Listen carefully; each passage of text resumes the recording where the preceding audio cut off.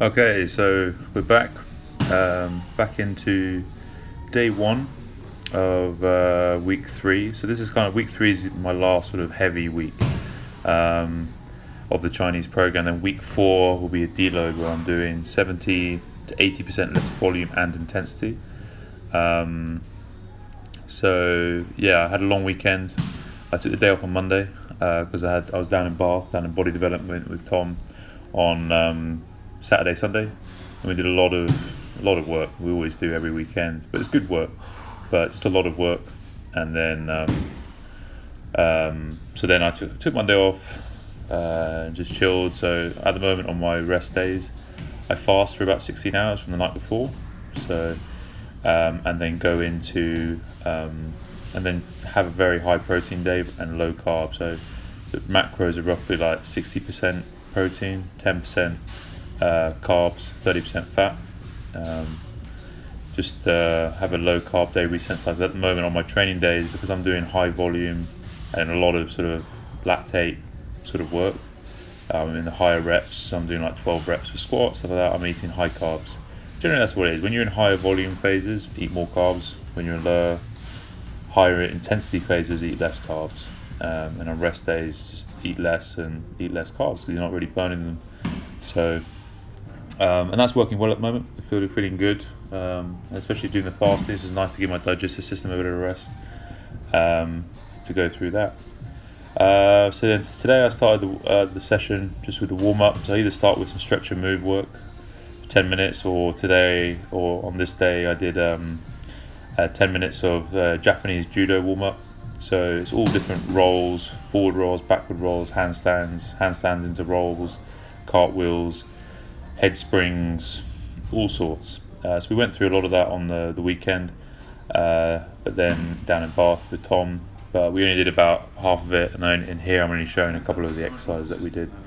So again, if you want to learn more of this sort of stuff, you should be heading down, either coming and seeing like me or Andy or Leo, the physio, or going down and seeing Tom down in Bath. You know, we go down. We've been going down every one weekend a month for 4 years. So if you're not committed to make that sort of investment and commitment, then you don't really deserve to be doing it, to be honest.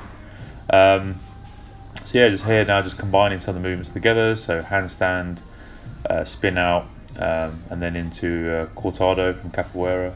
So again, I'm just using this sort of body weight sort of stuff just as warm up, and my body is just feeling better and better. Handstands are getting a lot more consistent apart from those two. So just being able to hold and just working through these different patterns, which is it's good fun as well. It just keeps the training different, and I just play around with it every day. So just doing different combinations of work. And trying to just practice the movement, and my body is just feel better and better. These are coming on pretty nicely.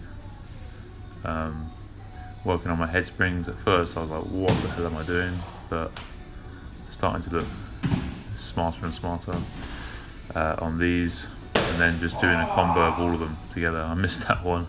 I think this one, I got this one pretty nice. Going through, yeah, that was a good one.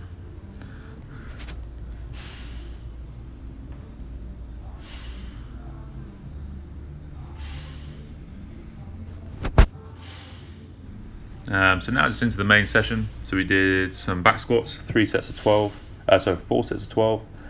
So I got up to about 130, I think. I was just trying to maintain the speed, so I was trying to no slower than 0.58, which was fine. Felt pretty good. Then went into some snatch. Again, just working from the floor. For me, especially with snatch, I've never been good at moving my feet when it gets heavy. So I was thinking, well, just go my feet a little bit wider in my setup, and just keep them where they are. If you watch all the top, especially Chinese guys, they move their feet out a little bit. So I need to work on that a little bit. But I'm working on my glutes as we speak. But I feel better just not moving my feet. If it's clean, I can do it. I can drop down and move my feet. Snatch, I've never been able to. So I'm just like, screw it. I'm just gonna get strong with what I've got and work on my glutes and stuff, which I need to work on. Just a little bit of movement on sliding my feet out, but all the overspeed drills I've been doing with the bands really starting to kick in. I'm going to use a lot more of the bands into my next phase. So use them in my squats, but also use them as an overspeed. So use them on my snatch and clean and jerk. Just have a little fun, have a little play with them, to force me to keep dropping fast. And just use that finish for 50, 100. I think is really important. So I got up to today, so it was 4 4s. I got up to 100. So week 1 I did 90, week 2 I did 95, and today, I got up to 102.5. So it was a good day. It's feeling good, feeling sharper. And again, I'm sort of half snatching it. I'm not really going bottom, so which is good. Just my speed, my pulls feeling better. I'm working more on my upper back, lower back. I was meant to be doing walking lunges like you've seen in the last couple of weeks, but I just felt I need to do more Cossack, like lateral work. Again, my glutes and groins. My lateral stability's never been great, just from lots of previous ankle sprains from playing rugby. So I was like, right, let's just work on this and get my groins going and my glutes a little bit more, which felt good. So I got up to about 14 kilos for that, for 10 reps on each leg. Then went into chin-ups, just trying to do basically 4 sets of 12, or like basically 50 reps as fast as I can. So I just kept chipping away until I did 50 reps in total on the chins, which felt good. Back was pretty tired, but just working on that. And then just did some ab work after that, and some razor curls, which I forgot to record. So I hope that was useful. We'll see you on day 2, week 3.